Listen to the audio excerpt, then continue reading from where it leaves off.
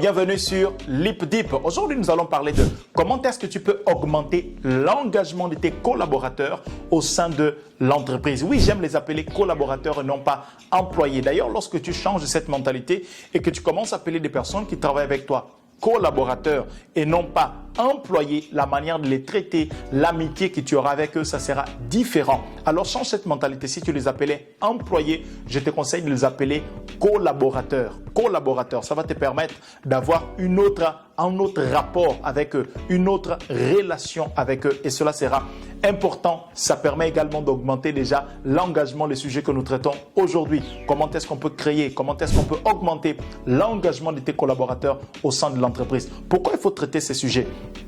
Parce que l'engagement augmente la productivité, l'engagement augmente la croissance exponentielle de ton entreprise.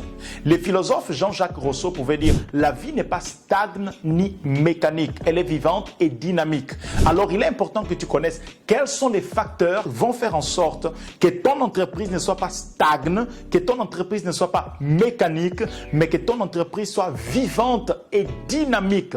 Tu as besoin de connaître ces facteurs et ces différents facteurs, nous allons les voir aujourd'hui. Bienvenue sur cette chaîne, je suis Abdel Barros. Ici, je traite la question du quotient intellectuel, émotionnel et spirituel car je crois que les trois contribuent pour toutes sortes de développement, qu'il soit personnel, qu'il soit professionnel ou encore social. Comme je le disais tantôt, aujourd'hui nous allons aborder la question de comment est-ce que tu peux augmenter l'engagement au sein de ton entreprise. Mais avant d'aller plus loin, si tu n'es pas encore abonné, je t'invite à t'abonner, active la cloche de notification pour recevoir nos vidéos en temps réel. Peut-être que tu ne me suis pas dans d'autres réseaux sociaux, mais je suis sur TikTok, je suis sur Instagram, je suis sur Facebook et là-bas tu vas trouver plusieurs autres contenus, notamment également nos formations, coaching, mentorship et des choses qui pourront réellement t'aider. Dans la description, je t'ai laissé également un e-book qui parle de 10 blocages émotionnels qui t'empêchent de prospérer. La prospérité, elle est émotionnelle. Malgré le fait que tu veux réussir, pourquoi tu n'arrives pas à aller de l'avant? Il y a un blocage quelconque. Par exemple,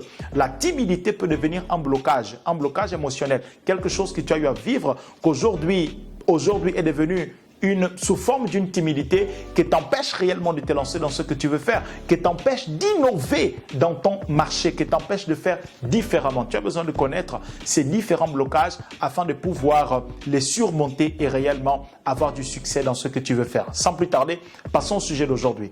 Si tu me suis depuis un moment, tu sais que j'aime beaucoup aborder la question de neurosciences. Depuis 1980, 1970, 1980, les scientifiques ont commencé à davantage s'intéresser à ce sujet. Avant, par exemple, la psychologie était un sujet beaucoup abordé, mais qui n'avait pas forcément des bases très scientifiques. C'était entre guillemets une matière spéculative. Elle n'était pas tant spéculative, mais entre guillemets, c'était une matière spéculative. Et la neuroscience est venue affirmer ou confirmer plusieurs choses que la psychologie disait.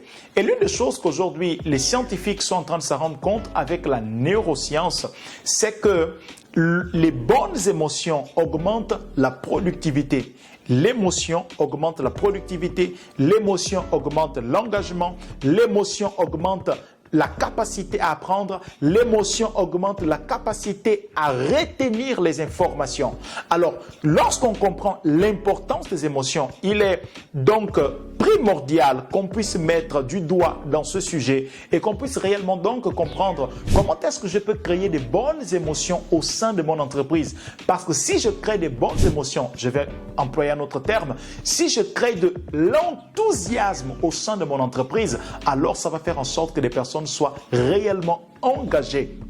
Donc, comment est-ce que tu peux créer de l'engagement au sein de ton entreprise? C'est en développant l'enthousiasme de tes collaborateurs. Il faut que lorsqu'ils pensent à l'entreprise, lorsqu'ils pensent au travail, qu'ils soient enthousiastes. Lorsque lundi commence, qu'ils soient prêts à aller dans l'entreprise, à embrasser l'entreprise. Tu as besoin de créer plusieurs moyens, tu as besoin de mettre en place plusieurs mécanismes pour créer l'enthousiasme. Aujourd'hui, je veux partager avec toi quelques mécanismes, quelques moyens qui vont te permettre de créer l'enthousiasme au sein de ton entreprise. La première activité qui va créer de l'enthousiasme, qui va réellement faire en sorte que ton équipe soit engagée dans ton entreprise, c'est de créer une journée de bénévolat. Il a été démontré par une étude faite par une ONG American Charities que 71% des employés deviennent davantage engagés dans une entreprise lorsque l'entreprise met en place des activités du bénévolat. En fait, les employés veulent, ensemble avec leurs collègues, que l'entreprise puisse mettre en place une journée de bénévolat où ils sortent, par exemple, aller dans un orphelinat, visiter les vieux, ou encore pour une quelconque autre cause, par exemple une cause écologique, bref, que l'entreprise puisse réellement considérer le fait qu'ils vont faire du bénévolat, une activité ou un événement qui va mettre l'accent sur une cause précise. Ça booste l'engagement des employés. Aujourd'hui, tes employés, la seule chose qu'ils font, c'est que de lundi à vendredi, ils sont simplement en train de faire les mêmes tâches. Ils tombent dans une routine et ça va faire en sorte qu'ils se fatiguent. Mais le fait que tu mettes en place ces systèmes, ça va détendre ton équipe. Ça va booster ton équipe. Ça va donner une nouvelle énergie, un nouveau élan à ton équipe. Alors pense à mettre cela en place. La deuxième chose qui va créer de l'enthousiasme et donc créer l'engagement de ton équipe, c'est d'encourager les petites pauses. Tu sais, au sein de ton entreprise, tu veux simplement que tes collaborateurs commencent leur boulot à 9 heures ou commencent leur boulot à 8 heures. Ils commencent le boulot de 8 heures à 12h30. Ensuite, ils reprennent de 14 heures jusqu'à 17 heures, sans temps de pause. Mais à un moment donné, ils ne réfléchissent plus. Ils ne sont plus réellement focalisés, concentrés sur ce qu'ils sont en train de faire. Il a été démontré que, par exemple, lorsque tu veux faire le deep work, tu prends 4 heures où tu es concentré, focalisé sur une tâche qui est si importante. Et ensuite, tu te relaxes. Mais tu veux que ton équipe soit concentrée de 8 heures jusqu'à 17 heures, ce n'est pas possible. Alors, qu'est-ce que tu vas faire? Encourage les petites pauses. Chaque 2 heures, chaque 1h30, une pause de 10 minutes, une pause de 5 minutes. Prenez un café, discutez, levez-vous de la chaise, mets-toi debout, bouge-toi, va t'étirer un peu. Cela fait en sorte que ton équipe soit davantage enthousiaste et que ton équipe soit engagée, que ton équipe soit davantage productive. Tu dois encourager cela. Cela doit devenir une culture de ton entreprise et pas simplement qu'il soit là assis de 8h jusqu'à 12h30, ensuite de 14h jusqu'à 17h. Mets cela en place, cela va booster ton équipe davantage. La troisième chose qui va booster ton équipe, c'est de créer un événement social. Ne pense pas que ton équipe veut simplement être là pour travailler. Tu as besoin de mettre en place de temps en temps, dans l'année ou dans le mois, des sorties, des pique-niques, où tu réunis toute ton équipe et tu dis à ton équipe, nous irons à la plage, nous allons faire un pique-nique, nous allons manger, nous allons prendre un vendredi, nous allons prendre un samedi, ou au lieu de faire les tâches que nous faisons d'habitude, nous allons simplement prendre un temps de pause, nous allons simplement aller faire des activités autres que celles que nous avons l'habitude de faire. J'aimerais te dire quelque chose. Quand tu es leader, quand tu es entrepreneur, il est important que tu saches que la vie que tu aimerais avoir en tant qu'entrepreneur, c'est la même vie que tu dois souhaiter pour tes collaborateurs. Un vrai leader doit amener ses collaborateurs à être là où il est. J'ai appris ça en étudiant la vie de l'un des plus grands leaders de l'histoire, à savoir Jésus. Il a dit ceci: « Je m'en vais vers le Père afin que là où je serai, que vous soyez aussi. » C'est quoi le souci de Jésus? C'est que là où il soit, ses collaborateurs puissent se trouver également. Il était auprès du Père et il a voulu que ses collaborateurs soient également auprès du Père. Quand tu es un leader, quand tu es un entrepreneur à succès, la vie que tu souhaites avoir, tu donnes cela également à tes entrepreneurs. Alors dis-moi, est-ce que tu n'aimerais pas avoir des journées où tu sors avec ta famille, où tu te promènes, où tu sors, tu vas faire promener tes chiens, où tu vas te balader, tu te balades, tu vas à la plage. Est-ce que tu n'aimerais pas faire tout cela? Tu aimerais faire cela. Alors ramène ce lifestyle dans l'entreprise. Ramène ce style de vie dans l'entreprise.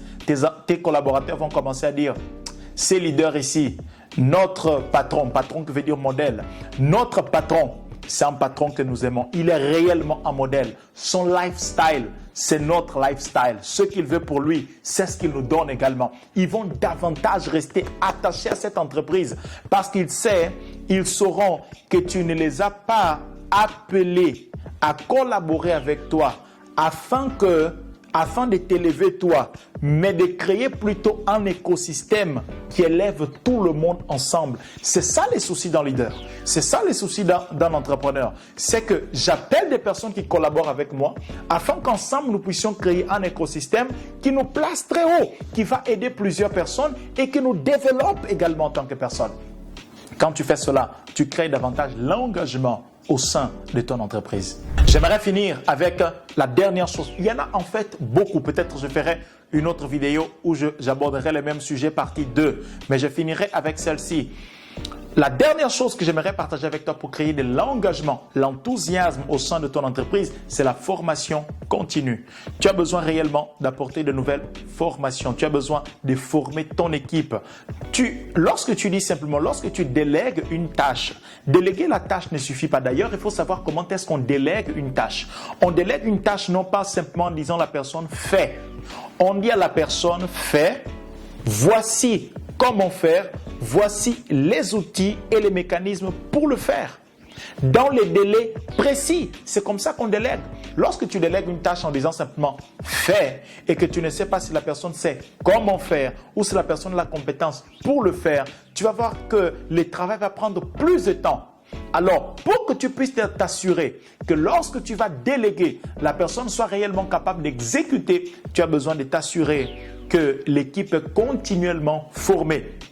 Pourquoi? Quand je sais que j'ai la compétence pour faire quelque chose, lorsqu'on me la demande, je n'ai pas une raison réellement de ne pas la faire. Je me lève et je fais la chose. Pourquoi? Parce que je suis capable de le faire.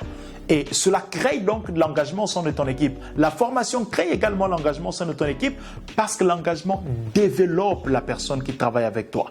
Et les développements, lorsque tu te concentres sur les développements de l'être, les développements de tes collaborateurs, alors tes collaborateurs restent davantage engagés. Pourquoi? Parce qu'ils savent que cette entreprise est là pour moi. Ce n'est pas simplement moi que je suis là pour l'entreprise, l'entreprise est là également pour moi.